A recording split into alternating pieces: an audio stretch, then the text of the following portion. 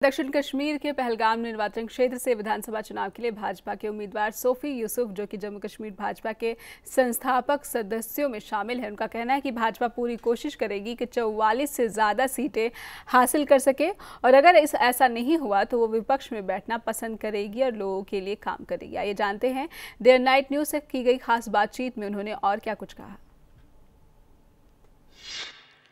हमारे साथ भारतीय जनता पार्टी की सीनियर लीडर सोफी यूसुफ साहब है, जो पहलगाम कॉन्स्टिट्यूंसी से कैंडिडेट भी है भारतीय जनता पार्टी से, और इनसे बात करेंगे और पूछेंगे सबसे पहले कि भारतीय जनता पार्टी ही क्यों और क्या क्या मुद्दे लेकर आप लोगों के बीच जाएंगे इस विधानसभा चुनाव में। जो आपने मुद्दे की बात कही है कि यहाँ 1947 से लेके हमारे लोग बहुत परेशान हैं, बेरोजगारी है, लाचारी है, मुफलिसी है और खुसूसन पहलगाम कॉन्स्टिट्यूंसी सियासी इंतगिरी में जो है परेशान है। 5 साल के लिए कोई कहीं से लीडर आता है तो लोग उसको एमएलए बनाते हैं तो वो चला जाता है, फिर दूसरी जगह वो कंटेस्ट करता है। मैं यहाँ का वोटर हूँ, मैं यहाँ का बाशिंदा हूँ और मैं यहाँ का इन अपनी कॉन्स्टिट्यूंसी के तमाम आवाम का एक खादिम हूँ, नौकर हूँ। बाकी अगर आप अंदर की रोड कनेक्टिविटी देखें, ऐसे खड़े हैं, छोटे छोटे रोड हैं, दूसरी गाड़ी आ जाएगी तो जगह नहीं है। और यहाँ आप देखिए मनरेगा में कितना पैसा सेंटर से आया। आप हर गांव में देखिए, अगर आप हिसाब ले लेंगे तो हर गांव में हमारा जो है ठेकेदार बैठा है, उन ठेकेदारों के पास में वो पैसा आता है, गरीबों के पास नहीं जाता है। तो आप क्या कुल मिलाकर ये मानते हैं कि बीजेपी ही खाली जस्टिस कर सकेगा या बीजेपी डेवलपमेंट कर पाएगी, बाकी जो पॉलिटिकल पार्टीज है वो नहीं कर पाएंगे या नहीं कर पाएंगे? नहीं, ये मैं नहीं कह रहा हूँ कि बीजेपी ही खाली करेगी। मैं कहता हूँ कि जिस व्यक्ति को दर्द होगा अपने अवाम के लिए, अपने मजलूम भाइयों के लिए, वो कर सकता है। लोगों ने अब सारे लीडर देखे हैं। अब मैं अभी कांग्रेस की बात करूँगा, मैं एनसी की बात करूँगा, मैं पीडीपी की बात करूँगा। उनमें भी बहुत सारे अच्छे लीडर हैं जिन्होंने अपनी कॉन्स्टिट्यूंसी में डेवलपमेंट की। मगर हमारी पहलगाम कॉन्स्टिट्यूंसी को इस्तेसाल हुआ है।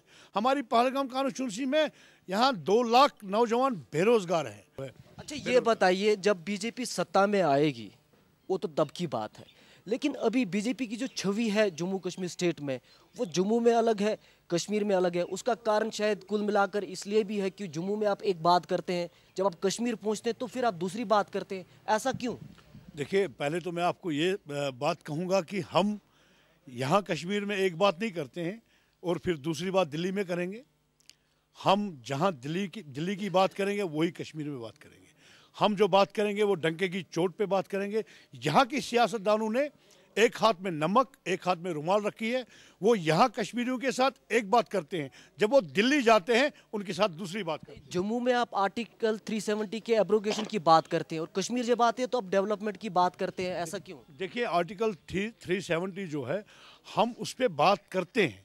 हम ये कहते हैं, हमारे नरेंद्र भाई मोदी जी ने कहा कि उस पर हम डिबेट करें, उसको उस पर हम देखें कि क्या उससे वहाँ के नौजवानों को फ़ायदा है, क्या उससे वहाँ के लोगों को फ़ायदा है, क्या उससे उन्हीं 50 फैमिली घरों को फ़ायदा है जिन्होंने यहाँ सियासत की है। हम उसको हटाना नहीं चाहते।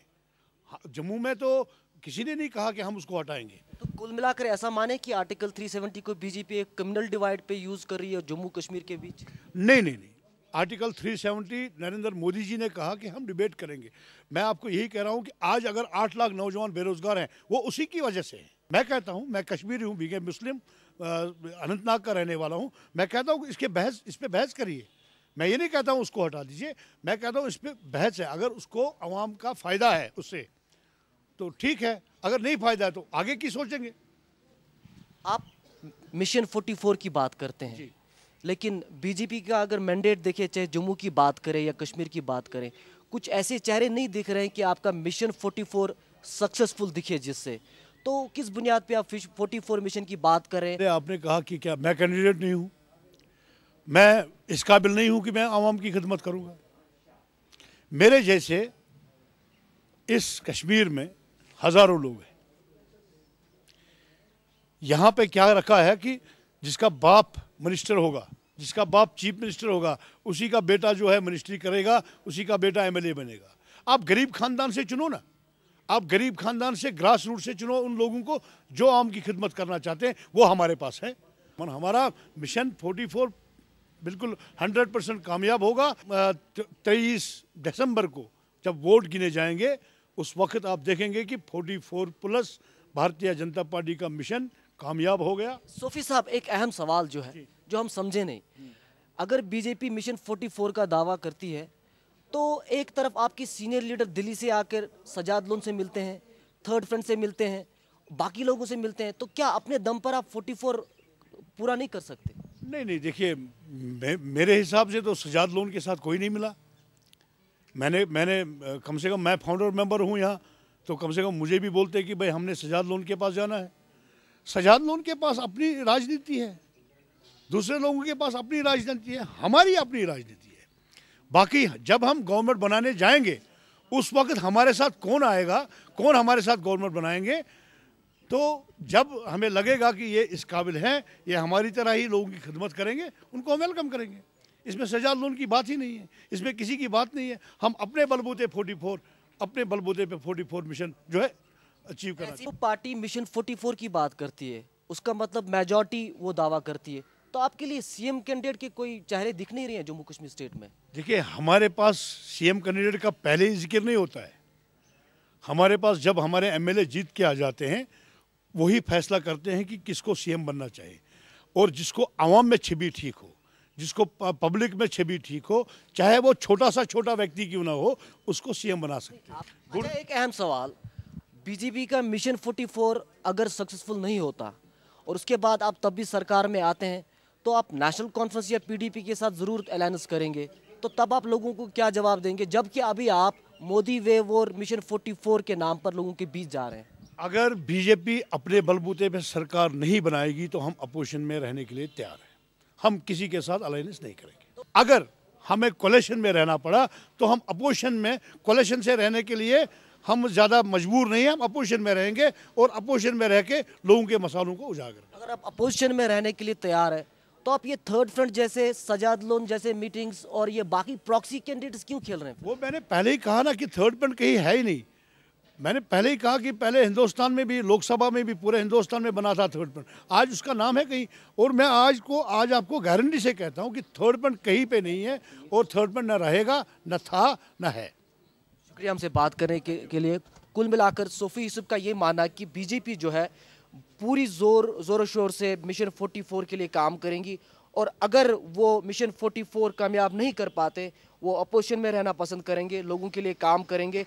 खासतौर पर नेशनल कॉन्फ्रेंस और पीडीपी के साथ बिल्कुल भी कोई भी अलायंस नहीं होगा, यानी पोस्टफुल अलायंस नहीं होगा। प्रीपोल अलायंस अभी बीजेपी ने किसी के साथ किया नहीं है। तो कहीं ना कहीं बीजेपी का जो साफ आगे जो नक्शा है वो यही है कि जम्मू कश्मीर स्टेट में सरकार बनाना, जो देखना बहुत अहम होगा। कैमरा पर्सन फैरज वानी के साथ Irfan Qureshi, day and night news, Pahalgam. खबरों की दुनिया में आइए, हमारे साथ कहीं भी और कभी भी जुड़िए। हम मिलेंगे फेसबुक पर, हम दिखेंगे यूट्यूब पर, हमें फॉलो कीजिए ट्विटर पर। खबरों के साथ बने रहिए रात दिन।